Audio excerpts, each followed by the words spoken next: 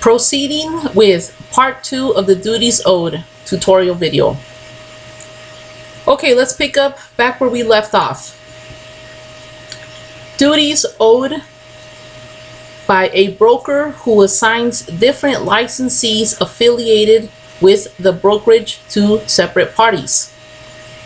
And this is dealing with dual agents.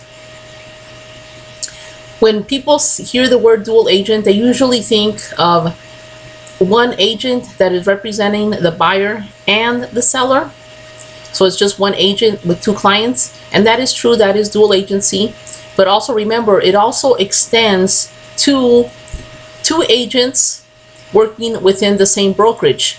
And the reason being is because both those agents answer to the same to one broker. So it is possible for the broker to get information about both parties, the buyer and the seller, and steer the transaction in the benefit of one client in the effort to secure a commission. And that's why dual agency is such a tricky ground to work with, such a tricky situation to work with.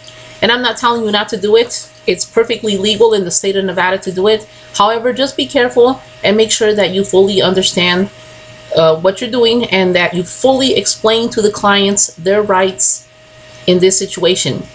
Because each client has the right to request that they have their own separate broker to secure their personal situation.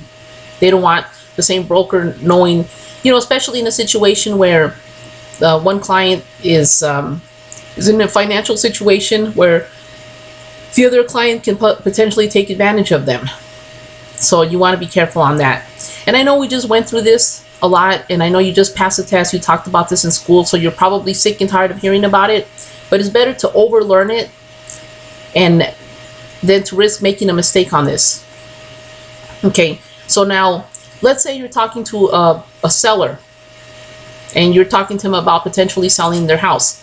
The reason why it's so important that this is the first document that they sign is before you go speak to any potential buyers, you want to make sure that you have the seller's permission to represent the buyer also. You can show the house, but you want to let the seller know, and you want to let the buyer know, hey, I'm representing the seller. You have a right to have your own buyer, and vice versa. The seller has the right to say, hey, I don't want you, when you bring me a buyer, I want to make sure that buyer has a separate broker. I don't want one broker representing the both of us. It doesn't usually happen, doesn't happen very often, but it does happen with more of a savvy seller, buyer, investors that are a little bit more savvy in the real estate business. Sometimes they will ask you, hey, I don't want this one person representing both of us. And that's a very legitimate concern. So respect that. Okay, so this is the first, then that's why this is the first form you're going to give to the client. And also I want you to be aware that the fine that the association can levy against you can be up to $10,000 should a client file a complaint against you that you were representing both parties and you didn't disclose it in the beginning. And I don't want to scare you, but I'd rather you be shocked a little bit right now than to potentially get yourself in that situation in the future. Okay, so this is a line that they would initial. Licensee acting for both parties. You understand that the licensee may or may not in the future act for both parties. So you're telling them right from the beginning, hey, if a potential buyer comes to me, is it okay if I speak to the buyer as potentially the buyer's agent also? Okay. And now,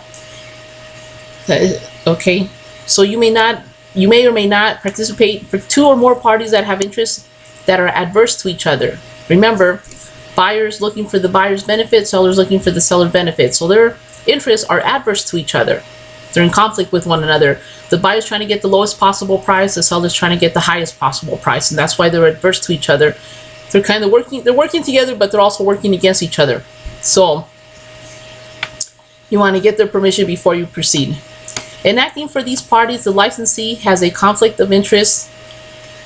Before a licensee may act for two or more parties, the licensee must give you a consent to act form. So that will be the next form I'm going to have you review.